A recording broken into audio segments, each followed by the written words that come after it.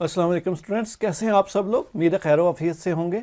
हम लोगों ने जैसा कि आप लोगों को पता है कि चैप्टर नंबर 7 जो है वो स्टार्ट किया हुआ है। अब चैप्टर नंबर 7 को ही आगे बढ़ाते हैं। लास्ट हमने कुछ टॉपिक डिस्कस कर लिए, लेकिन थोड़े से टॉपिक रह गए थे, वो आज के दिन में हम डिस्कस कर लेते हैं। और उसके बाद चैप्टर नंबर 11 जो है थोड़ा सा डिस्कस करना है, और उसी के साथ ही हमारा आज का लेक्चर जो है वो क्या होगा, वाइंड अप हो जाएगा। इंतहाई ईजी टॉपिक्स हैं, पहले ही चीज़ें कुछ डिस्कस कर चुके हैं, कुछ आप लोगों के पास नहीं है, इसलिए ध्यान से सुन लीजिएगा, अंडरस्टैंड कीजिएगा। हमारे पास पहली जो चीज़ आ जाती है वो है डायल अप। आप लोगों के पास ना पेज नंबर 301 पे जो है ना डायल अप लाइंस के नाम से एक टॉपिक अवेलेबल है, वो हम आज के दिन में जो है वो डिस्कस करने वाले हैं। यहाँ पे क्या होता है कि शुरू में हम लोग इंटरनेट, आजकल तो ये है कि आप लोगों के पास 4G का दौर है, 3G का दौर है, लेकिन उससे पहले क्या होता था कि आप डायल अप लाइंस का इस्तेमाल करते थे। आपको बाजार से एक मार्केट से एक कार्ड मिलता था, पिट्सियल लाइंस की मदद से आप क्या करते थे, एक डायल अप कनेक्शन जो है वो क्रिएट करते थे अपने सिस्टम के अंदर। उसके बाद पिट्सियल लाइंस के थ्रू आप इंटरनेट से कनेक्ट होते थे। लेकिन वहाँ पर क्या होता था कि हमारे पास बिल्कुल लिमिटेड स्पीड जो है वो हमें मिलती थी। ठीक है, इतनी ज़्यादा स्पीड जो है ना वो हमें नहीं मिला करती थी। ठीक है, और इसकी डायल अप लाइंस की कुछ एग्जांपल जो है वो आप लोगों के सामने जो है मैं रख देता हूँ, ज़रा देख लीजिएगा, गौर कर लीजिएगा, ताकि आपको पता हो कि किसकी बात हो रही है। ठीक है, हमारे पास डायल अप लाइंस, ठीक है, ये आप लोगों के पास कुछ डायल अप लाइंस जो है ना इंटरनेट असेस की मदद से हम क्या कर सकते हैं, डायल अप लाइंस का इस्तेमाल करते हुए इंटरनेट को जो है ना वो असेस कर सकते हैं। यहाँ पर देखें आपके पास ये जो टेलीफोन सिस्टम का है ये डायल अप कनेक्शन है। यहाँ पर देखें अब हमें किस चीज़ की ज़रूरत पड़ रही है, हमें मॉडम की ज़रूरत पड़ रही है। और मॉडम कहते हैं मॉड्यूलेशन एंड डी मॉड्यूलेशन। इसका मतलब ये होता है कि हमारा कंप्यूटर जो काम करता है वो डिजिटल फॉर्म में काम करता है। जो हमारे पास पीसीएल लाइन्स होती हैं वो काम करती हैं एनालॉग फॉर्म के अंदर, डिजिटल को एनालॉग में और एनालॉग को डिजिटल में कन्वर्ट करना मॉडम का काम है। उसके बाद स्पीड को मैनेज करना कि किस स्पीड के साथ डेटा सेंडिंग या रिसीव करना है। उसके बाद जहां से आप डेटा उठा रहे हैं, जिस सर्वर के साथ आपका कनेक्शन बना हुआ है, वो भी कनेक्ट करवाना आप लोगों के पास किसका काम होता है, मॉडम का काम होता है। और आपके सामने जो मैसेज आपको मिले उसमें कोई गलती ना हो, कोई एरर ना हो, वो भी आपके पास करेक्ट करना, उसे रीट्रांसमिट करना किसका काम होता है, हमारे पास है मॉडम का काम होता है। ठीक है, तो ये आप लोगों के पास कुछ चीज़ें जो है ना वो अवेलेबल हैं, इसे ध्यान से देख लें एक दफ़ा से। जो आपकी बुक का पेज नंबर दोबारा से बोल रहा हूँ 301 है, उसके ऊपर डायल अप लाइंस जो है ना वो आप लोगों के पास अवेलेबल हैं। और ये डायल अप लाइंस जो है ना वो कौन यूज़ करते हैं, इंटरनेट सर्विस प्रोवाइडर जो है ना वो इस्तेमाल करते हैं, जो आपको इंटरनेट की फैसिलिटी दे रहे हैं, जो जैसे पीटीसीएल है, वतीन है, वाइट ट्राइब है, जो थोड़े से पैसे लेके आपको फैसिलिटी दे रहे हैं, ज़्यादा पैसे लेके आपको फैसिलिटी दे रही हैं, फ्री ऑफ कास्ट आपको फैसिलिटीज़ जो है ना वो दे रहे हैं। वो बेसिकली किसका इस्तेमाल कर रहे हैं, डायल अप लाइंस का हमारे पास जो है ना वो क्या किया जाता है, ये लोग यूज़ कर रहे हैं। तो यहाँ तक आप लोगों ने बात थोड़ी सी याद रखनी है कि डायल अप लाइन क्या चीज़ होती है। ठीक है, उसके बाद आप लोगों के पास यहाँ पे ये होता था कि डायल अप लाइंस की मदद से आप क्या कर सकते हैं, दो कंप्यूटर्स को कनेक्ट कर सकते हैं जो डिफरेंट जगह पे बैठे हुए हैं। ठीक है, लेकिन इसकी स्पीड क्या होती थी, हमारे पास स्लो होती थी। लेकिन इसकी स्पीड अगर स्लो है तो इसकी कॉस्ट भी इतनी ज़्यादा हमारे पास नहीं हुआ करती थी। जब डायल अप लाइन्स जो है ना हमारे पास स्पीड स्लो का बायस बन रही थी, तो हमारे पास इंट्रोड्यूस करवाया गया डेडिकेटेड लाइन। क्योंकि ये होता कुछ ये था कि शुरू में हमारे पास ना प्रॉब्लम ये आती थी कि जब अगर इंटरनेट यूज़ कर रहे हैं तो इसके अलावा आप पिक्सल का इस्तेमाल नहीं कर सकते, तो पिक्सल रिजर्व हो जाता था। किसी कॉल वगैरह करने के लिए हम इसका इस्तेमाल नहीं कर सकते थे, इसलिए हमारे पास जो है ना वो डेडिकेटेड लाइंस का इस्तेमाल किया गया। डेडिकेटेड लाइंस का मकसद यही था कि आप लोगों के पास दो कंप्यूटर्स के दरमियान में एक लाइन जो लिंक जो है वो क्रिएट करना, और उसके बाद फास्टली डेटा को ट्रांसमिट करना। और आप लोगों के पास जो डेटा ट्रांसमिट किया जाता था वो आप लोगों के पास एज़ कम्पेयर टू जो है ना आपके पास डायल अप लाइन, उससे ज़्यादा स्पीड के साथ डेटा जो है वो ट्रांसफ़र किया जा रहा था, जिसकी स्पीड जो है ना बिट्स पर सेकंड के हिसाब से लेके गीगा बिट्स पर सेकंड के हिसाब तक हो सकती थी। ठीक है, तो यहाँ पे आप लोगों के पास क्या है कि इसकी स्पीड आपके पास डिफरेंस आ जाती है, जिसके अंदर किलो बाइट से लेके गीगा बाइट तक डेटा जो है वो ट्रांसफ़र किया जा रहा था एक सेकंड के अंदर, एक जगह से दूसरी जगह। और इसी के अंदर आप लोगों के पास कुछ लाइंस जो आ जाती हैं, उसके अंदर आपके पास आ जाती हैं ISDN लाइंस। ठीक है, अगर ISDN लाइंस अगर आप गौर कर लें थोड़ा सा, वो कुछ इस तरह से हमारे पास हुआ करती थी। ठीक है, यहाँ पे देखें आप लोगों के पास ये एक ब्रिज अवेलेबल है जिसमें ISDN नेटवर्क क्रिएट किया गया है। ठीक है, तो यहाँ पे आपके पास दोनों साइड पे ISDN ब्रिज जो है वो कनेक्टेड है। ठीक है, जो किसके साथ जुड़ा हुआ है, आप लोगों के पास पीटीसीएल लाइंस के साथ जुड़ा हुआ है, और इसकी मदद से आप फास्टली डेटा को ट्रांसफ़र कर सकते थे एक जगह से दूसरी जगह। ठीक है, तो यहाँ पे याद रखिएगा, अगर आपके पास टेलीफोन लाइन का आप इस्तेमाल कर रहे हैं तो दोनों साइड पे ISDN मॉडम जो है वो होना ज़रूरी है, जिनके दरमियान में आपके पास कम्युनिकेशन हो रही है। उसके अलावा आपके पास कम्युनिकेशन होना पॉसिबल नहीं थी। इसके अंदर भी देखें किसका इस्तेमाल हो रहा है, टेलीफोन लाइन का ही हमारे पास जो है वो ट्रांसफ़र डेटा को ट्रांसफ़र करने के लिए इस्तेमाल किया जा रहा है। लेकिन इसकी स्पीड कितनी है, 1.54 MB तक डेटा जो है वो ट्रांसफ़र करने के लिए हमारे पास इसका यूज़ किया जा सकता था। लेकिन यहाँ पर एक बात ये आ जाती है कि एक खास डिस्टेंस के ऊपर ISDN का मॉडम का होना ज़रूरी है, ताकि ये प्रॉपरली जो है कम्युनिकेशन कर सके, अदरवाइज ये जो ना कम्युनिकेशन हमारे लिए पॉसिबल नहीं होती। यहाँ पे देखें ना आप लोगों के पास दोनों साइड पे सेंडर और रिसीवर, दोनों साइड पे ISDN जो है ना अडाप्टर का होना ज़रूरी है, तभी कम्युनिकेशन हो रही है, अदरवाइज कम्युनिकेशन हमारे लिए जो है ना करना क्या है, पॉसिबल नहीं है। तो ये आप लोगों के पास है। अब ISDN के अलावा हमारे पास जो है ना कुछ DSL जो है ना वो आप लोगों के पास अवेलेबल है। DSL क्या होता है ज़रा गौर कर लीजिएगा, आप लोगों के पास ये घरों में भी अवेलेबल है। DSL डिजिटल सब्सक्राइबर लाइन है, ठीक है। अब डिजिटल सब्सक्राइबर लाइन क्या होती है कि यहाँ पे देखेंगे आप लोगों के पास मॉडम्स अवेलेबल हैं। ये भी DSL मॉडम है जो फास्ट डेटा को ट्रांसमिट करने के लिए यूज़ किया जाता है, ठीक है। हम क्या करते हैं कि हमारे मार्केट में जो है ना वो डिफरेंट किस्म के मॉडम्स अवेलेबल हैं, जिसके अंदर आपके पास DSL मॉडम जो पिक्सेल वालों का है वो अवेलेबल है। अगर आप देखें तो आप में से आपके इर्द गिर्द जो है ना ऐसे मॉडम आप लोगों को लाजमन नज़र आए होंगे। आप लोगों में से कई लोगों ने कोई ना कोई मॉडम ज़रूर इस तरह से देखा होगा। देखें ये किस तरह से काम कर रहा है कि यहाँ पे आप लोगों के पास ये एक्सपोज कर ले कि आपके पास एक DSL मॉडम है, यहाँ से हम लोगों ने ईथरनेट केबल जो है ना वो सिस्टम में कनेक्ट की हुई है, उसका दूसरा हिस्सा जो है ना हमारे पास क्या है, पिक्सेल जैकेट में जो है ना वो कनेक्ट किया गया है, ठीक है। तो यहाँ पे देखेंगे आप लोगों के पास जो है ना वो डिफरेंट तरह के जो है ना DSL मॉडम्स हैं। अगर इसकी एग्जांपल लें तो ये आपके पास बेस्ट एग्जांपल है कि ये अपने आप को एक्सप्लेन कर रही है। लेकिन DSL मॉडम जो है डिजिटल सब्सक्राइबर लाइन, ठीक है, इसको अगर हम पिक्सेल के DSL मॉडम देखें जो आपके हमारे पाकिस्तान के अंदर या हमारे आसपास यूज़ हो रहे हैं, ठीक है, पिक्सेल DSL मॉडम वो कुछ इस तरह का होता है। आप लोगों ने देखा होगा इस तरह के मॉडम्स जो है ना वो आप लोगों के पास इर्द गिर्द जो है ना वो अवेलेबल हैं। ये पिक्सेल के DSL मॉडम्स है, digital subscriber line fast data को ट्रांसमिट करने के लिए हमारे पास जो है ना वो यूज़ किया जा रहा है। यहाँ पे देखें आप लोगों के पास ये जो केबल है that one is the power cable, ठीक है।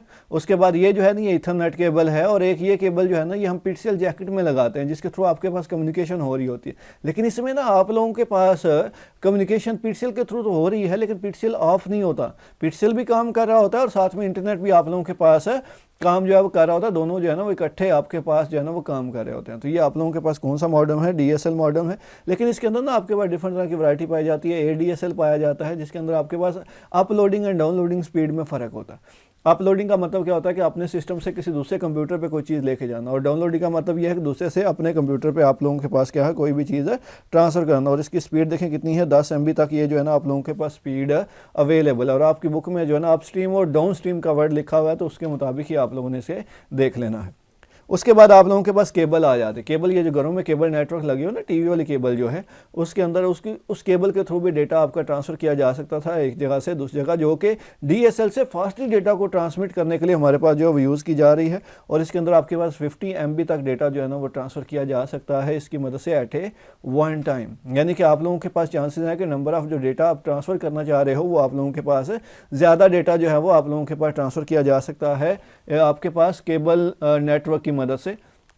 उसके बाद आप लोगों के पास जो है ना T लाइंस आ जाते हैं, T कैरियर लाइंस, ठीक है। अब ये जो T कैरियर लाइंस हैं इनकी मदद से भी आपके पास जो है ना एज़ कम्पेयर टू केबल ज़्यादा डेटा जो है वो ट्रांसफ़र किया जा सकता है एक जगह से दूसरी जगह, ठीक है। अगर हम बात करें थोड़ी सी, यहाँ पे देखें आप लोगों के पास एक छोटी सी पिक्चर जो है ना वो अवेलेबल है, ठीक है। अब ये छोटी सी जो पिक्चर अवेलेबल है इसके अंदर आप लोगों को डिफरेंट तरह की T लाइंस जो है ना उनके बारे में दिखाया जाए। ये आपके पास आपके पास 1 लाइन है, ये 1.54 MB तक डेटा ट्रांसफर कर सकती है।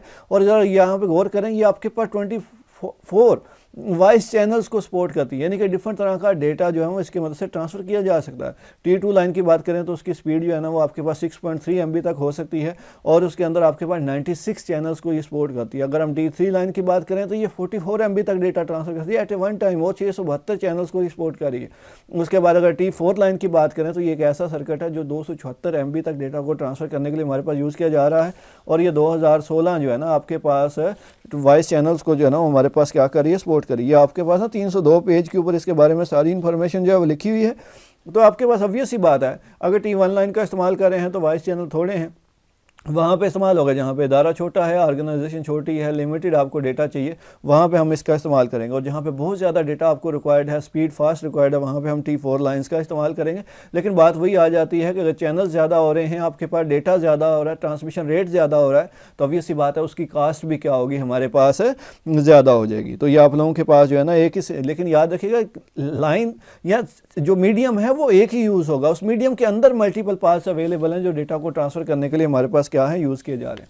फिर एक ATM आप लोगों की बुक में लिखा हुआ है, एसिंक्रोनस ट्रांसफ़र मोड है। इसके अंदर भी आपके पास हाई स्पीड से डेटा जो है वो ट्रांसफ़र किया जा सकता है। ये वहाँ पे इस्तेमाल होगा जहाँ पे ट्रैफिक ज़्यादा है, जहाँ पे आपने ज़्यादा डेटा ट्रांसफ़र करना है, वहाँ पे हम किसका इस्तेमाल करेंगे, आप लोगों के पास ATM का जो है वो यूज़ किया जाएगा। और ये भी इस्तेमाल किसका करेगा, टेलीफोन लाइन का ही इस्तेमाल करेगा, लेकिन यहाँ पर डेटा रेट जो है वो क्या होगा, ज़्यादा होगा। जब डेटा रेट ज़्यादा होगा तो वॉइस वीडियो जो है ना वो ज़्यादा ट्रांसफ़र की जा सकती है। हाई डेफिनेशन में जो है ना वो डेटा ट्रांसफ़र किया जा सकता है एक जगह से दूसरी जगह। उसके बाद आप लोगों की बुक में ना डायल अप मॉडम जो है ना वो लिखा हुआ, जो मैंने कहा है कि आपके पास DSL मॉडम वगैरह है, ठीक है, उसकी बात होगी है। इसके अलावा आप लोगों के पास जो है ना कुछ वायरलेस मॉडम्स भी अवेलेबल हैं। अब वायरलेस मॉडम्स कौन से होते हैं, आप में से कई लोगों ने जो है ना लोगों का सिर्फ नाम सुना होगा, ठीक है, वो ज़रा देख लें कि वो वायरलेस मॉडम जो है वो किस तरह का आप लोगों के पास होता है, ठीक है। कई तरह की ये आपके पास वायरलेस मॉडम है, इन्हें हम वायरलेस एक्सेस पॉइंट्स भी कहते हैं। ये एक जगह फिक्स कर दिए जाते हैं किसी पब्लिक प्लेस के ऊपर, एयरपोर्ट के ऊपर, जो इंटरनेट से कनेक्टेड होते हैं। उसके बाद ये सिग्नल थ्रो कर रहे होते हैं, खास एरिया के लोग बैठ के इनका क्या कर रहे हैं, इस्तेमाल कर रहे होते हैं। लेकिन इसके अलावा आपके पास ना कुछ और मॉडम्स भी अवेलेबल हैं। शायद आप में इसकी ईवो आप लोगों ने देखी हो, ठीक है, शायद इसमें से कोई मॉडम आप लोगों ने देखा हो। तो ये आपके पास नंबर ऑफ डिफरेंट मॉडम्स हैं जिन्हें हम वायरलेस मॉडम्स का नाम देते हैं, जो वाईफाई सिग्नल्स को सेंड और रिसीव करने के लिए हमारे पास जो है ना वो इस्तेमाल किया जाता है, ठीक है। अगर आप लोग ईवो की बात करें तो वो कुछ इस तरह से हमारे पास अवेलेबल होती हैं, मार्केट के अंदर भी अवेलेबल हैं। ये आप लोगों के पास पुरानी ईवो जो है ना वो अवेलेबल है, ठीक है, जिसे हम जो है ना वो ईवो 3G ईवो विंगल का नाम दिया करते थे, ठीक है। इसके अलावा आप लोगों के पास कुछ नई किस्म के राउटर्स जो है ना, मॉडम्स जो है ना वो अवेलेबल हैं, ठीक है। कुछ ऐसे भी मॉडम्स जो है ना वो हमारे पास अवेलेबल्स हैं, ये भी आपके पास वायरलेस मॉडम्स हैं। इसके अलावा आप लोगों के पास ईवो क्लाउड जो है ना वो भी अवेलेबल है। अब वीवो क्लाउड जो है वो किस तरह की होती है, अगर आप देखें तो इस तरह की चीज़ों के बारे में आप जानते होंगे, जैसे ये ईवो 4G है, ईवो 3G है, आप लोगों के पास 4G है, ठीक है। आप लोगों के पास ये डिफरेंट तरह की ईवो जो है ना वो अवेलेबल है। सेम ऐसे ही आप लोगों के पास जो है ना वो जोंग की ईवो जो है ना वो होती है, आप लोगों के पास पिक्सेल की ईवो जो है ना ईवो क्लाउड अवेलेबल है, ठीक है। अगर हम जोंग की बात करें तो वो कुछ इस तरह से आप लोगों के पास स्ट्रक्चर में नज़र आती है, ठीक है। वो आप लोगों के पास बोल्ट के नाम से, ये आप लोगों के पास जोंग की वो जो है ना क्लाउड अवेलेबल है। सेम ऐसे ही ये पिक्सेल की है, उसके साथ जो है ना जोंग वाली जो है हमारे पास बड़ी हुई है, कुछ वो बोल्ट अवेलेबल है। तो ये वाईफाई सिग्नल ये चार्ज भी हो जाती है बैटरी से, और आप इसकी मदद से क्या कर सकते हैं, ये है ना बैटरी पावर भी इसके अंदर अवेलेबल होती है, आप कहीं पे भी उसका इस्तेमाल कर सकते हैं। और ये आपके पास 3G भी है और 4G भी है, ठीक है। आप देखें ना आपके पास टाइम के साथ साथ क्या है, वायरलेस एक्सेस पॉइंट्स ही है ना ये सारे, जिसकी मदद से डेटा आपका फास्टली ट्रांसफर हो रहा है। पहले 3G था, आजकल मोबाइल फ़ोन के अंदर 4G अवेलेबल है। वो आप लोग क्या कर सकते हैं, फास्टली डेटा को ट्रांसफ़र करने के लिए यूज़ किया जा सकता है एक जगह से दूसरी जगह। तो ये आप लोगों के पास जो है ना मॉडम्स अवेलेबल हैं जो हम यूज़ कर रहे हैं आजकल जो है ना इंटरनेट से कनेक्ट होने के लिए, और इसके लिए कोई फिजिकल केबल शामिल नहीं है, ठीक है। पुराने वक्तों में आप पिक्सेल लाइंस की मदद से, DSL मॉडम की मदद से कनेक्ट होते थे इंटरनेट से, आजकल जो है ना ईवो की मदद से कनेक्ट होते हैं। अगर मोबाइल फ़ोन्स की बात करें तो उसके अंदर 3G और 4G जो है ना उसकी फैसिलिटीज़ अवेलेबल हैं, जो आपको हेल्प कर रही हैं चीज़ों को आप लोगों के पास सिस्टम के साथ कनेक्ट करने में। तो ये आपके पास थोड़ा सा टॉपिक इस चैप्टर में से अवेलेबल था। अब हम लोग ओपन कर लेते हैं चैप्टर नंबर जो 11 है, जो इंटरनेट के बारे में। इंटरनेट कहते हैं ह्यूज कलेक्शन ऑफ कंप्यूटर्स, ठीक है, जो कनेक्टेड हैं और इस तरह से कनेक्टेड हैं कि आपस में इंफॉर्मेशन को एक्सचेंज किया जा सकता है, एक जगह से दूसरी जगह आसानी से भेजा जा सकता है। देखें यहाँ पे मेरे पास क्या है, मेरे पास भी इंटरनेट कनेक्टेड है, मेरे पास जो मैं डिवाइस यूज़ कर रहा हूँ जोंग की, और मैं क्या कर रहा हूँ, कोई भी चीज़ मुझे चाहिए होती है फ़ौरन से एक्सेस कर लेता हूँ। और ये जो मैं सॉफ्टवेयर यूज़ कर रहा हूँ चीज़ों को ओपन करने के लिए, जो इस काबिल मुझे मेरे सामने चीज़ों को डिस्प्ले करता है कि मुझे समझ आ जाती है कि क्या चीज़ है, उसे हम वेब ब्राउज़र का नाम देते हैं। आपकी कोई भी वेबसाइट होती है ना, उसे ओपन करने के लिए आपके सामने एक फॉर्मेट में डिस्प्ले करने के लिए, देखने वाले को समझ आ जाए कि वो वेबसाइट है क्या, तो उसके लिए हम किसका इस्तेमाल करते हैं, वेब ब्राउज़र का इस्तेमाल करते हैं। और देखें जो भी चीज़ मुझे चाहिए होती है यहाँ पे मैं लिखता हूँ, जैसे मैं लिख देता हूँ यूनिवर्सिटीज़ ऑफ पाकिस्तान, ठीक है। तो जब यूनिवर्सिटीज़ ऑफ पाकिस्तान लिखता हूँ तो ये मुझे जो है ना यहाँ फिर यूनिवर्सिटीज़ ऑफ पाकिस्तान, तो ये क्या करेगा, आपके पास यूनिवर्सिटी ऑफ पाकिस्तान को सर्च करके मुझे दे देगा। तो ये जो मैं यूज़ कर रहा हूँ दैट मीन्स गूगल, ये सर्च इंजन है जो हमें हेल्प करता है चीज़ों को डिफरेंट जगह से ओपन करने के लिए, सर्च करने के लिए, और जो भी इन्फॉर्मेशन इसके पास पड़ी होती है वो सारी की सारी निकाल के आपको ला देता। अब ये इन्फॉर्मेशन पड़ी कहाँ पर होती है, ये सारी आपके पास वेब सर्वर्स के ऊपर पड़ी होती है जो 24 घंटे रनिंग फॉर्म में होती है। अब मैं एज ए यूज़र कैसे इंटरनेट का इस्तेमाल करूँगा, सबसे पहले मैं इंटरनेट से कनेक्ट होऊंगा, उसके बाद क्या करूँगा, अपने वेब ब्राउज़र को ओपन करूँगा, और उसमें से जो भी चीज़ मैंने सर्च करनी होगी उसके बारे में कोई भी वर्ड जिसे कीवर्ड कहा जाता है वो मैं यहाँ पे एंटर करूँगा, और वो मुझे डिफरेंट तरह की वेब सर्वर से चीज़ें उठा के यहाँ पे ला देगा।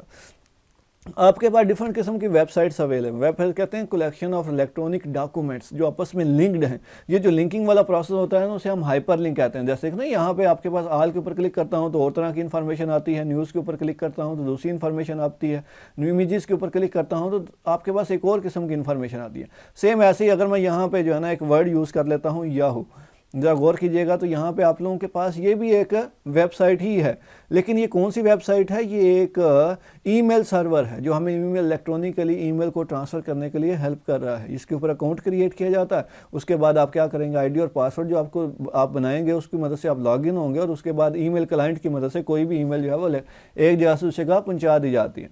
ठीक है, मेरे पास जो है ना वो ऑलरेडी मेरी एक ईमेल जो है ना वो लॉगिन है किसी ना किसी मेरे टैब के अंदर, तो यहाँ पे हम उसको ओपन कर लेते हैं, जिसका हमें फ़ायदा ये मिलेगा कि जैसे यहाँ पे ये देखें मेरे पास जो है ना वो मेरी जीमेल जो है ना वो लॉगिन है। तो यहाँ पे मैं क्या कर रहा हूँ, जीमेल को जैसे ही मैंने ओपन किया है तो मेरे पास वो ईमेल, मेरी जो जीमेल है उसका मेन इंटरफेस जो आ गया है। ये बेसिकली क्या है, ये जो इंटरफेस आया है ना ये ईमेल क्लाइंट है। यहाँ से मैं क्या कर सकता हूँ, एक ईमेल जो है ना कंपोज कर सकता हूँ, तो यहाँ से मैं उसको अटैच कर सकता हूँ। यहाँ से कोई फाइल अटैच करना चाहूँ ना सिस्टम से, तो यहाँ से मैं क्या कर सकता हूँ, इधर से सिस्टम में से फाइल को अटैच किया जा सकता है। ठीक है, उसके अलावा आप लोगों के पास क्या है कि यहाँ पे देखें ज़रा पे, ये मेरे पास एक फ़ाइल अवेलेबल है, मैं इसे अटैच करना चाहता हूँ तो यहाँ पे ये मेरे फाइल जो है ना वो अटैच हो जाएगी। उसके बाद मैं आपके पास क्या है, इंसर्ट लिंक क्रिएट कर सकता हूँ, कोई स्माइली वगैरह जो है वो इंसर्ट कर सकता हूँ, गूगल ड्राइव से कोई चीज़ इंसर्ट कर सकता हूँ और जिस बंदे को मैं भेजना चाहता हूँ उसको मैं यहाँ पर लिखूँगा। इस तरह करके जो है ना मैं उसका नाम जो है ना यहाँ पर स्पेसिफाई करूँगा। ठीक है, और उसके बाद जो है ना जो भी एड्रेस होगा दूसरे बंदे का abc@yahoo.com gmail.com यहाँ स्पेसिफाई करूँगा। मैंने फॉर एग्जांपल पेपर सेंड करने हैं तो सब्जेक्ट मैं क्या रख दूँगा, पेपर रख दूँगा और सेंड के बटन पे क्लिक कर दूँगा तो मैं उसे सेंड कर सकता हूँ। सेम ऐसे ही आप लोगों के पास इसके अंदर ये सेंट आइटम्स कुछ अवेलेबल हैं। ठीक है, इस सेंट आइटम में साइट आइटम्स अवेलेबल होते हैं। इन बॉक्स के अंदर आप लोगों के पास वो ईमेल जो आप लोगों को रिसीव हुई हैं ये पड़ी हुई हैं। आप चाहें तो इन्हें जो है ना वो फॉरवर्ड भी कर सकते हैं, आप चाहें जो है इन्हें डिलीट भी कर सकते हैं, आप चाहें तो इनमें से कोई चीज़ प्रिंट भी कर सकते हैं। तो ये मल्टीपल ऑप्शंस अवेलेबल होती हैं और ये सारी क्या है, ईमेल क्लाइंट है जो आपको एक वे प्रोवाइड करता है, किसी दूसरे शख्स को आप ईमेल जो है वो सेंड या रिसीव कर सकते हैं। लेकिन कई ऐसे भी होते हैं जिसमें आउटलुक है, जिसमें पहले आप कॉन्फ़िगर करना पड़ता है तभी आप काबिल होते हैं कि आप ईमेल को सेंड कर सकें। वो थोड़ा मुश्किल प्रोसेस है, लेकिन इसमें ऐसी कोई कॉन्फ़िगरेशन नहीं है। डायरेक्टली अकाउंट क्रिएट करें और आप लॉगिन हो सकते हैं। ठीक है, तो ये आप लोगों के पास क्या है कि आजकल के टाइम में क्या है कि ईमेल इंटरनेट जो है ना उसके अंदर क्या है, फास्ट कम्युनिकेशन लिंक्स अवेलेबल हैं, फ़ौरन से डेटा ट्रांसफर होता है। एक बैकबोन की तरह हर जगह पे ये इस्तेमाल हो रहा है, हर बंदे की ज़रूरत है और वो उसका इस्तेमाल कर रहे हैं ताकि चीज़ों को सेंड या रिसीव किया जाए। ढेर सारी वेबसाइट्स अवेलेबल, जैसे फेसबुक की वेबसाइट अवेलेबल है, MSN की वेबसाइट अवेलेबल है, आप लोगों के पास ट्विटर की वेबसाइट अवेलेबल है। ये सारी सोशल कम्युनिटी वेबसाइट्स हैं जो आप लोगों को हेल्प कर रही हैं चीज़ों को या लोगों को आपस में इंटरलिंक रखने के लिए, आपस में इंफॉर्मेशन को या डेटा को क्या करने के लिए शेयर करना। अब मेरे जैसा बंदा है ना वो क्या करेगा, सबसे पहले अपना वेब ब्राउज़र ओपन करेगा, उसके बाद जिस चीज़ को सर्च करना है उसे रिक्वेस्ट भेजेगा और वो कहाँ से जाएगी, सर्वर के पास जाएगी, सर्वर उसको फुलफ़िल करेगा और वो चीज़ हमारे सामने जो है वो ओपन हो जाएगी। ठीक है, तो ये आप लोगों के पास क्या है, इंटरनेट ही हमें फैसिलिटी दे रहा है कि हम वर्ल्ड वाइड आपस में क्या कर रहे हैं, कम्युनिकेशन कर रहे हैं। लेकिन ये जो कम्युनिकेशन हो रही है ना, याद रखिएगा इसके अंदर जो इंटरनेट प्रोटोकॉल यूज़ हो रहा है वो TCP/IP है, ट्रांसमिशन कंट्रोल प्रोटोकॉल और इंटरनेट प्रोटोकॉल। अब ये प्रोटोकॉल करता क्या, डेटा को डिलीवर करवाना एक जगह दूसरी जगह, विद इन टाइम डिलीवर करवाना, किस पास के थ्रू डिलीवर करवाना है वो कौन डिसाइड करेगा। आप लोगों के पास TCP/IP जो है ना वो बेसिकली हमारे पास है वो डिसाइड करता है। ठीक है, तो इसकी हिस्ट्री थोड़ी सी बात कर लेंगे, लेकिन लास्ट पे शुरू में इंटरनेट क्या था और आजकल की क्या है, लेकिन एंड पे आप लोगों के ना चैप्टर नंबर 11 पे एक टॉपिक लिखा हुआ है 474 के ऊपर कि हम इंटरनेट से कैसे कनेक्ट होते हैं। ऑब्वियस ही बात है, कनेक्ट होने के लिए केबल इंटरनेट का इस्तेमाल किया जाता था, DSL का इस्तेमाल किया जा रहा है, सैटेलाइट का इस्तेमाल किया जा रहा है, आप लोगों के पास मोबाइल वायरलेस का इस्तेमाल किया जा रहा है। ठीक है, वाईफाई हॉटस्पॉट का इस्तेमाल किया जा रहा है। तो मल्टीपल वेज हैं, आप इंटरनेट से क्या कर सकते हैं, कनेक्ट हो सकते हैं। DSL की हम बात कर चुके हैं, केबल की हम बात कर चुके हैं, आप लोगों के पास सेटेलाइट की हम बात कर चुके हैं। 22,300 मील पे आप लोगों ने सेटेलाइट भेजा हुआ है, वहाँ पे इस्तेमाल हो रहा है। जहाँ पे केबल इंस्टॉल करना मुश्किल है वहाँ पे सिग्नल्स की मदद से डेटा को सेंड या रिसीव किया जा सकता है। बड़े पैमाने पर आपके पास इसकी मदद से डेटा जो है वो सेंड या रिसीव हो रहा है। लेकिन इसके अंदर सबसे बड़ा प्रॉब्लम ये आता है कि अगर मौसम ख़राब हो गया तो आप लोगों के पास ये काम नहीं करेगा, ये आप लोगों के पास रुक जाएगा, आपको वेट करना पड़ेगा। जब वेट करना पड़ेगा, तो आपके पास प्रॉपर कम्युनिकेशन नहीं हो पाती। ठीक है जी। उसके अलावा आप लोगों के पास जो भी आपके पास कोई भी इंटरनेट के ऊपर आपको चीज़ सर्च करनी है, कोई भी वेबसाइट ओपन करनी है, या आपने इंटरनेट से कनेक्ट होना है, तो आपको एड्रेस की ज़रूरत पड़ती है। उसे हम क्या कहते हैं, आप लोगों के पास आईपी एड्रेस का नाम देते हैं। जैसे मैं यहाँ पे देखें इंटरनेट से कनेक्ट हूँ ना, तो मेरे सिस्टम में भी एक एड्रेस असाइन किया गया है। मैं इसे ओपन करता हूँ, यहाँ पे नेटवर्क एंड शेयरिंग सेंटर पे जाता हूँ, उसके बाद ये अपनी डिवाइस की डिटेल में जाता हूँ, तो आप लोग देखेंगे कि यहाँ पे हमारे पास क्या हो रहा है। उसकी डिटेल में जैसे गया हूँ तो यहाँ पे देखें आप लोगों को ये IP वर्जन 4 एड्रेस लिखा हुआ नज़र आ रहा है। That one is 192.168.101। ये मेरी बेसिकली क्या है, IP एड्रेस है। ठीक है, मैं इंटरनेट से कनेक्ट हूँ तो इस एड्रेस की वजह से कनेक्ट हूँ। और सेम ऐसे ही हमारे कंप्यूटर के अंदर मैंने बताया था कि NSE कार्ड होता है, वो फिजिकल एड्रेस उसका कुछ ये है। ठीक है, और हमारे सिस्टम में डिफ़ॉल्ट गेटवे जो है ना वो ये है। यानी कि अगर आपको याद हो लास्ट लेक्चर में हमने गेटवे की बात की थी, जो कम्युनिकेशन में हमारे पास क्या कर रहा है, हेल्प कर रहा है। आपके पास कॉमन फॉर्मेट में डेटा को तब्दील किया जाता है ताकि दोनों सिस्टम्स आपस में समझ सकें एक दूसरे की इन्फॉर्मेशन को, तो वो आपके पास गेटवे है। गेटवे के बगैर कभी भी कम्युनिकेशन पॉसिबल नहीं होती। ठीक है, बाय डिफ़ॉल्ट जो है ना वो IP वर्जन 4 है जो 32 बिट का एड्रेस होता है, लेकिन IP वर्जन 6 भी है जो आपके पास यहाँ पे यूज़ नहीं हो रहा, अभी इतना एप्लीकेबल नहीं है। ठीक है, जो कि 128 बिट्स का एड्रेस होता है। फ्यूचर क्योंकि आजकल टाइम के साथ साथ इंटरनेट से कनेक्ट हुई डिवाइसेस की तादाद ज़्यादा होती जा रही है, बहुत ज़्यादा होती जा रही है, तो एड्रेसेस ख़त्म होते जा रहे हैं। इसी वजह से IP वर्जन 6 जो है ना वो इंट्रोड्यूस करवाया जा रहा है ताकि हर एक बंदा जो है वो इंटरनेट से क्या हो सके, असेस कर सके, आपके पास इंटरनेट से कनेक्ट कर सके। ये तो हो गया हमारे पास सिस्टम से कनेक्ट हो। लेकिन आपको एक बात यहाँ पे जान के हैरानी होगी कि आपने कोई भी वेबसाइट ओपन करनी है ना, ये जो वेबसाइट है yahoo.com, ठीक है, हमें तो ये आपको एड्रेस नज़र आ रहा है www.yahoo.com। अगर आप देखो ना गौर से, पूरा एड्रेस कुछ ये होता है www.yahoo। इसका मतलब है कोई वेबसाइट है, कलेक्शन ऑफ वेब पेजेस है, इन पेजेस को आपस में लिंक किया गया है जिसे हम हाइपर लिंक कहते हैं, और कोई भी इंफॉर्मेशन जो उसके ऊपर पड़ी हुई है जो लोगों को दिखाई जा रही है। और इस तरह के मेन्यूज़ बने होते हैं, हर एक मेन्यू के अंदर सेपरेट किस्म की इन्फॉर्मेशन जो है वो हमारे पास पड़ी होती है। ठीक है, मेन्यू बेस्ड जो इन्फॉर्मेशन होती है उसे गोफर कहते हैं, ताकि आपके पास इन्फॉर्मेशन को एक्सप्लोर करना क्या हो जाए, आसान हो जाए, आप किसी भी जगह पर डायरेक्टली जो है ना वो क्या कर सकें, पहुँच सकें। तो ये आप लोगों के पास क्या है कि आपके पास डिफरेंट तरह की वेबसाइट्स हैं, इसके अंदर डिफरेंट तरह के पेजेस हैं, हर पेज के ऊपर सेपरेट किस्म की इन्फॉर्मेशन है। वो इन्फॉर्मेशन जो है ना असेस करने के लिए आप उस लिंक पे क्लिक करते हैं, वहाँ तक पहुँच जाते हैं। ठीक है जी, और ये सारी वेबसाइट के डिफरेंट पेजेस जो है ना आपस में क्या कर दिए गए हैं, लिंक कर दिए गए हैं। लेकिन बात ये आती है कि ये जो वेबसाइट है ये बनाई किस में गई है। ये एक लैंग्वेज में बनाई गई है जिसका नाम है HTML, hyper text markup language. अगर मैं इसका कोड देखने की कोशिश करूँ ना, Ctrl+H प्रेस करता हूँ, Ctrl+U, जैसे ही Ctrl+U प्रेस किया है तो देखें यहाँ पे ये जो है ना इसके बैकएंड पे जो कोड है ना वो हमें क्या हो रहा है, दिखाई दे रहा है। यहाँ पे गौर कर लें तो ये आपको HTML नज़र आ रहा होगा, हेड नज़र आ रहा होगा, मेटा नज़र आ रहा होगा, बॉडी नज़र आ गई होगी। तो ये आपके पास HTML है, बेसिक प्रोग्रामिंग लैंग्वेज है, और उसके अंदर ये जो पेयरिंग के अंदर चीज़ें लिखी हुई हैं ना, यहाँ पे इस तरह करके ये जो चीज़ें लिखी हैं, that one is the tags. ठीक है, ये क्या है, हमारे पास टैग्स हैं जो आपकी इसी लैंग्वेज का हिस्सा हैं और जो आपके ब्राउज़र के अंदर चीज़ों को इस तरह से डिस्प्ले करवाती हैं कि फ़ौरन से हमें समझ आ जाती है कि उस चीज़ में क्या है, क्या इन्फॉर्मेशन पड़ी हुई है। यानी कि इस फॉर्मेट में तब्दील करके हमें दिखाना कि हमें फ़ौरन से अंडरस्टैंड हो जाता है कि हो क्या रहा है। ठीक है, और मैं यहाँ पे बात कर रहा हूँ वेब ब्राउज़र। वेब ब्राउज़र कहते हैं वो सॉफ्टवेयर जो आपको हेल्प करता है चीज़ों को व्यू करने में, वेबसाइट्स को ओपन करने में। वेबसाइट के आपके सामने इस तरह से व्यू आपके पास सामने ओपन करता है कि आपको फ़ौरन से समझ आ जाती है, क्लियरली अंडरस्टैंड हो जाता है। अब वेब ब्राउज़र कई तरह के, UC ब्राउज़र का नाम सुना होगा, मोज़िला फायरफॉक्स का नाम सुना होगा, गूगल क्रोम का नाम सुना होगा, ओपेरा मिनी का नाम सुना होगा, इंटरनेट एक्सप्लोरर का नाम सुना होगा, एज का नाम सुना होगा। मैं जिसका यूज़ कर रहा हूँ ये आपके पास गूगल क्रोम है।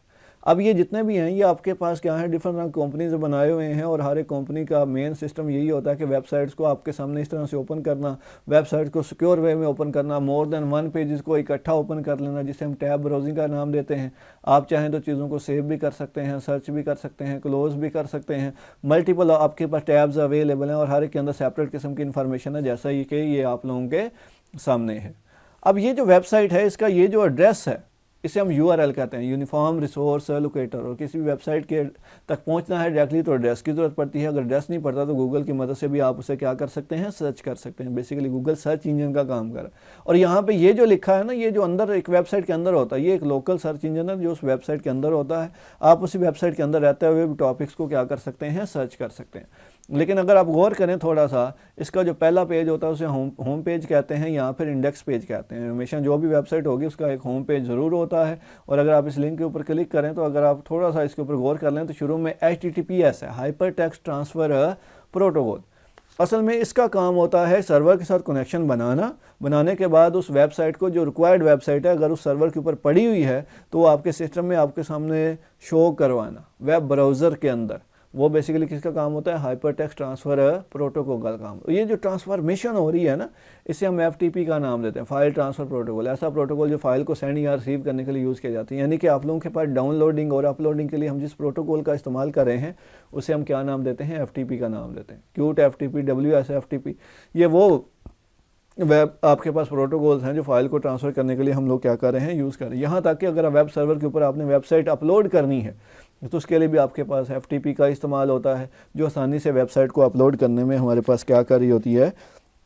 हेल्प कर रही होती है। हमने ईमेल की बात कर ली, ईमेल क्लाइंट की बात कर ली, ठीक है। आप लोगों के पास याहू का जो है ना वो भी ईमेल की फैसिलिटी दे रहा है, आप लोगों के पास MSN भी ईमेल की फैसिलिटी दे रहा है, Gmail जो आप लोगों को मैंने दिखाया वो भी ईमेल की फैसिलिटी दे रहा है, ठीक है। लेकिन कोई भी है, ये जो आप लोगों के सामने एड्रेस है, जो इंग्लिश लाइक लैंग्वेज में एड्रेस है, इसे हम क्या कहते हैं? इसे हम DNS एड्रेस कहते हैं, ठीक है जी। ये हमें समझ आता है, लेकिन कंप्यूटर आप लोगों के पास जो है ना हमें आसानी समझ सकते हैं, इसलिए इसी एड्रेस को यूज़ किया जाता है। लेकिन ये ऐसा एड्रेस नहीं होता, बल्कि बैकएंड पे नंबर ही काम कर रहा होता है। जैसा वो IP एड्रेस मैंने आप लोगों को दिखाया है, एक नंबर 192.168.10, ऐसा ही एड्रेस जो है वो काम कर रहा होता है। देखिएगा आप लोगों के सामने मैं जो है ना एक एड्रेस जो है ना वो टाइप करता हूँ, वो एड्रेस जो है ना वो कौन सा होगा? आप लोगों के पास फेसबुक का जो है ना वो एड्रेस होगा। जैसे ही मैं उसे टाइप करूंगा तो मेरे पास फेसबुक का पेज जो है ना वही ओपन होगा। आपको अंदाज़ा हो जाएगा कि आप लोगों के पास IP एड्रेस ही जो है ना आपके पास इस एड्रेस के पीछे भी क्या है? कोई ना कोई नंबर ही काम कर रहा हो। तो जैसे ये एक नंबर मैंने लिखा है, देखिए मैंने क्या लिखा है? नंबर लिखा है। ये नहीं लिखा www.facebook.com, लेकिन मैंने लिखा क्या है? मैंने नंबर लिखा है। लेकिन जैसे ही मैंने इसे क्लिक किया, आपके पास इसे ओपन किया है, तो मेरे पास क्या ओपन हुआ? मेरे पास फेसबुक ओपन हो गया। तो इसका मतलब ये हुआ कि नंबर जो है वो आप लोगों के पास एक IP एड्रेस होता है, उस IP एड्रेस को फिर नंबर में कन्वर्ट किया जाता है, उसे हम DNS सर्वर का नाम देते हैं, डोमेन नेम सर्वर का नाम देते हैं, जो क्या करता है? नंबर को लेता है, IP आपके पास क्या है? DNS एड्रेस में कन्वर्ट करेगा, DNS को नंबर में कन्वर्ट करेगा। और ये इंग्लिश में एड्रेसेस हमारी आसानी के लिए बनाए गए हैं ताकि हमें उसे याद रखना क्या हो जाए? आसान रहे, ताकि हम आसानी से उसे समझ सकें कि क्या एड्रेस है, किस वेबसाइट का एड्रेस है। अगर नंबर्स होते हैं तो वो याद रखना हमारे पास जो है ना मुश्किल हो जाता है। हमारे पास जो है ना इंटरनेट के ऊपर ये जो एड्रेसेस होते हैं ना, IP एड्रेस, ये से साइन करने वाला एक इदारा होता है, IANA वाले लोग होते हैं, ठीक है। ये ऑटोमेटिकली जब आप इंटरनेट से कनेक्ट होते हैं तो कई दफ़ा हर दफ़ा नया एड्रेस भी असाइन होता है और कई दफ़ा आपके पास पुराना एड्रेस भी असाइन होगा।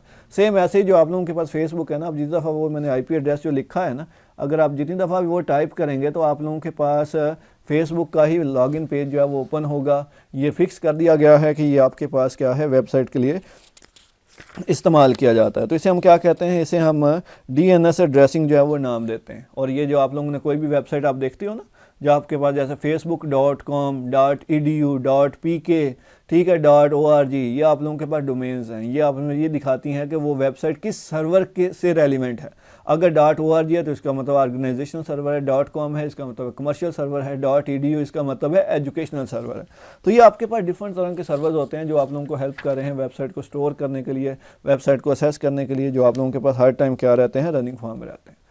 सेम ऐसे ही हमारे पास जो है ना कुछ न्यूज़ ग्रुप्स बने हुए हैं, डिस्कशन ग्रुप्स हैं, जिसमें आप लोगों के पास सिमिलर इंटरेस्ट के लोग बैठे होते हैं, वो आपस में क्वेश्चन आंसर कर रहे होते हैं, अपने पॉइंट ऑफ व्यूज़ को आप एक दूसरे के साथ क्या कर रहे हैं? एक्सचेंज कर रहे होते हैं। और हमारे पास जो है इंटायर कलेक्शन जो है ना इंटरनेट के ऊपर न्यूज़ ग्रुप्स की, उसे हम क्या कहते हैं? यूज़नेट का नाम देते हैं, जिसमें थाउजेंड्स ऑफ जो है ना वो आपके पास लोग बैठे हैं जो आपस में डिस्कशन कर रहे हैं, चीज़ों को एक्सचेंज कर रहे हैं।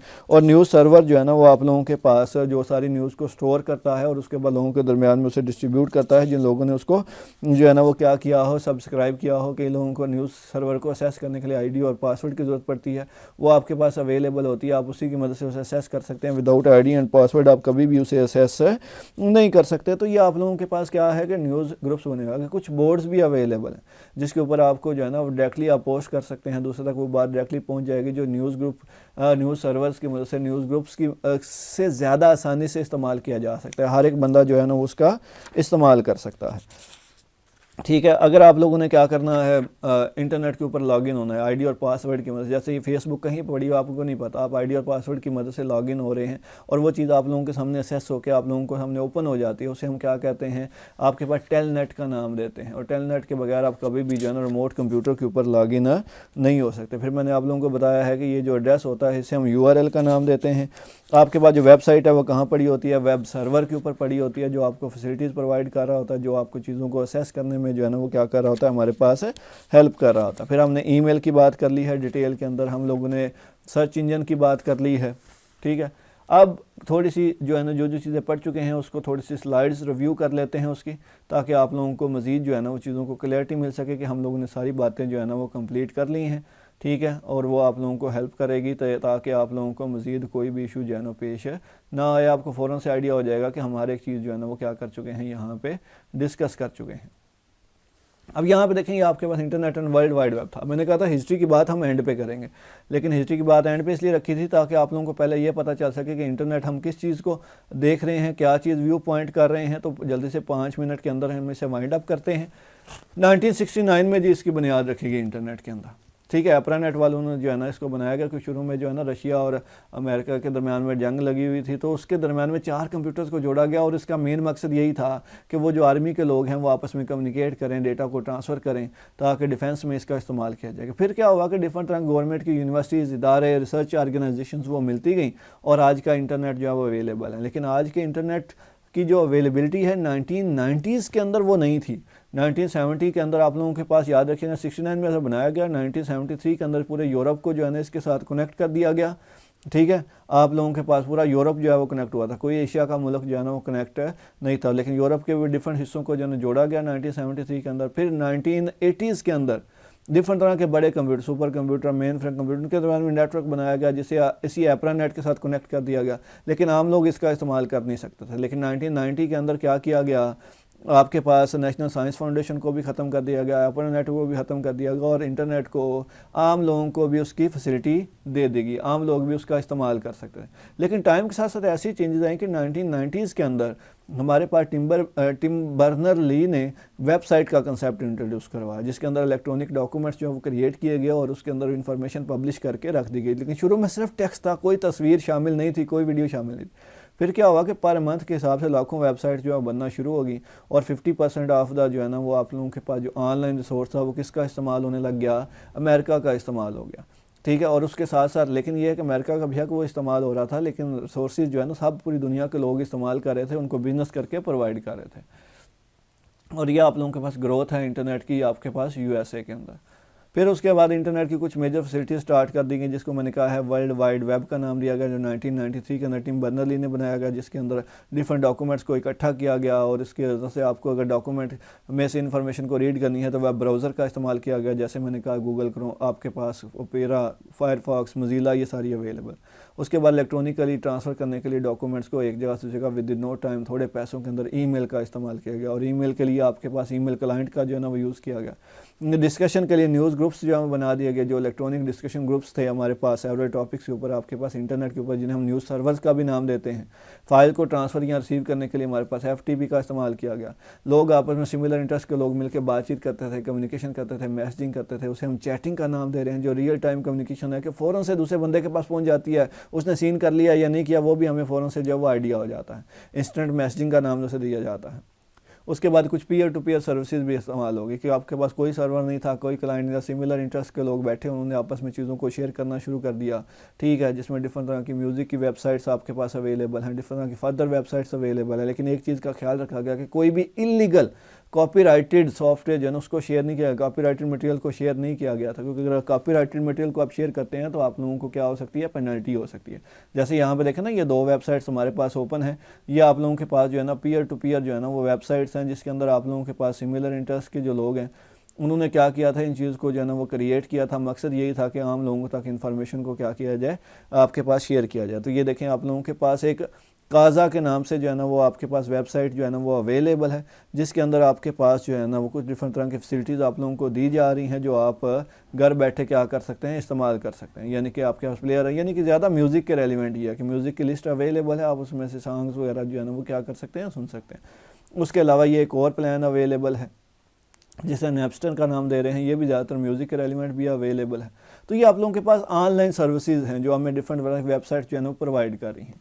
तो ये आप लोगों से बताने का मकसद यही है कि आप लोगों के पास ऑनलाइन जो है ना वो सर्विसेज अवेलेबल हैं, जो लोग जो है ना घर बैठे जो है ना उसका इस्तेमाल कर रहे हैं।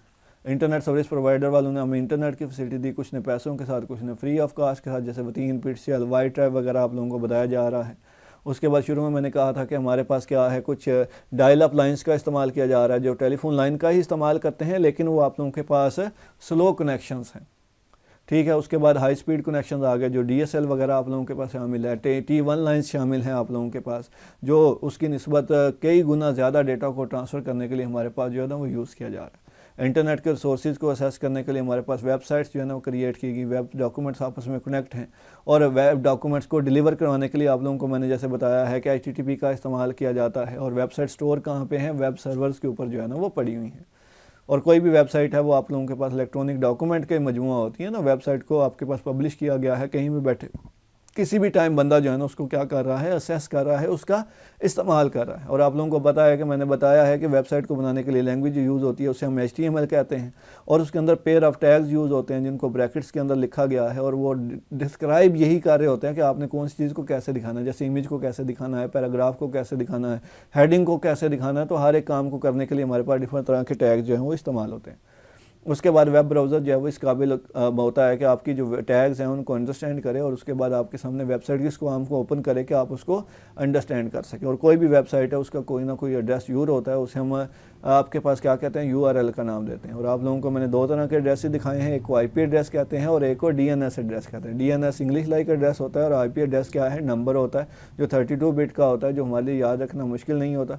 तो हमारे पास कोई भी वेबसाइट है उसका भी एड्रेस जो है ना वो कोई ना कोई नंबर ही होता है, और नंबर को कन्वर्ट करने वाला जो है ना दूसरे एड्रेस के अंदर उसे हम DNS सर्वर का नाम देते हैं, जो क्या करता है, नंबर को नॉर्मल इंग्लिश के एड्रेस में तब्दील कर देता है, जिससे हमारे लिए समझना आसान है लेकिन सिस्टम के लिए समझना आसान नहीं है। हमारे पास ना कई वेबसाइट्स होती हैं वो प्रॉपर्ली सही तरह से ओपन नहीं होती, उसको चलाने के लिए एडिशनल सॉफ्टवेयर की ज़रूरत पड़ती है, जिसे हम प्लगइन्स का नाम देते हैं। गूगल क्रोम आजकल या फिर कोई भी वेब ब्राउज़र है ना, वो आजकल इस काबिल है कि उस वेबसाइट को क्या कर सकता है, आप लोगों के सामने इस तरह से ओपन करता है कि आप फ़ौरन से उनको यूज़ कर सकते हैं। आपको फ़ौरन समझ आ जाता है कि अच्छा यहाँ पे ये कमी है, आप फ़ौरन से वो नेट से आपके पास डाउनलोड हो जाती है और फ़ौरन से वो चीज़ आपको अवेलेबल होती है, फ़ौरन से वो रनिंग फॉर्म में आ जाती है। जैसे कई दफ़ा वीडियो नहीं चल रही होती तो फ्लैश प्लेयर चाहिए होता है। फ्लैश प्लेयर क्या है, आप लोगों के पास प्लगइन है, आपको वो नेट से ईजिली अवेलेबल होता है, आप उसे डाउनलोड करके सिस्टम का हिस्सा बनाते हैं तो वीडियो रनिंग फॉर्म में आ जाती है। अब आपके पास कई दफ़ा देखा होगा यूट्यूब आप देख रहे हैं तो एकदम ब्राउजिंग होना शुरू हो जाती है, वो दरमियान से गोल गोल घूमना शुरू हो जाता है। असल में ये होता है कि आपके पास जो भी मैसेज है ना, जो भी वीडियो है वो पैकेट्स में आ रही होती है। जो पैकेट्स आ जाते हैं वो आपके सामने प्ले हो जाते हैं, जो पैकेट्स नहीं पहुंचे होते, ठीक है, उनको फिर थोड़ी टाइम वेट करके उनका इंतजार किया जाता है, जैसे जैसे पहुँचते जाते हैं तो वो आप लोगों के सामने प्ले होते जाते हैं। ठीक है, आप लोगों को पता है कि ब्राउज़र ओपन करें, उसके अंदर आपके पास एड्रेस टाइप करें तो आपके सामने जो भी वेबसाइट आप चाहें उसे आप ओपन कर सकते हैं। उसके बाद आप जब चाहें उसे सर्च भी कर सकते हैं। सर्च करने में हेल्प करने के लिए सर्च इंजन यूज़ हो रहा है, गूगल है, अल्टा विस्टा है, ये आपके पास डिफरेंट तरह के सर्च इंजन। और कुछ सर्च इंजन ऐसे भी हैं, मैंने जैसे पहले बताया कि वेबसाइट्स के अंदर भी अवेलेबल, जैसे यूट्यूब को ओपन करें तो उसके अंदर भी सर्च इंजन अवेलेबल है, उस यूट्यूब के अंदर रहते हुए डिफरेंट वगैरह की वीडियोज़ को सर्च कर सकते हैं। लेकिन कोई भी चीज़ सर्च करनी है कीवर्ड की ज़रूरत पड़ती है। कीवर्ड वो लफ्ज़ होता है जिसके बारे में आपने इन्फॉर्मेशन जो है वो नेट से सर्च करनी है। इसलिए कोशिश ये की जाती है कि आप लोग प्रॉपर वर्ड का इस्तेमाल करें, कोई ऐसा वर्ड यूज़ ना करें जो जनरल वर्ड हो। जैसे स्पोर्ट्स हैं तो क्रिकेट का अगर सर्च करना है तो क्रिकेट ही सर्च करें, ठीक है, उसे स्पोर्ट्स के नाम से हम सर्च नहीं करेंगे क्योंकि स्पोर्ट्स में सारी चीज़ें आ जाती हैं। ठीक है, तो ये आप लोगों के पास क्या है, कुछ डिफरेंट तरह की जो है ना आप लोगों के पास वेबसाइट जो है ना अवेलेबल होती हैं, और हर एक वेबसाइट के ऊपर सेपरेट किस्म का डेटा अवेलेबल है। इसके अलावा हमारे पास जो हमने बातें डिस्कस की हैं वो आप लोगों के पास कुछ ये अवेलेबल हैं, जिसके अंदर हम लोगों ने ईमेल की बात की है, कॉन्फ़िगर ईमेल की बात की है। हमारे पास आईडी और पासवर्ड होता है, जैसे जीमेल आप लोगों को फैसिलिटी दे रहा है कि आप आईडी और पासवर्ड जो क्रिएट करें उसके बाद लॉगिन हो सकते हैं, आपको कॉन्फ़िगर करने की ज़रूरत नहीं है।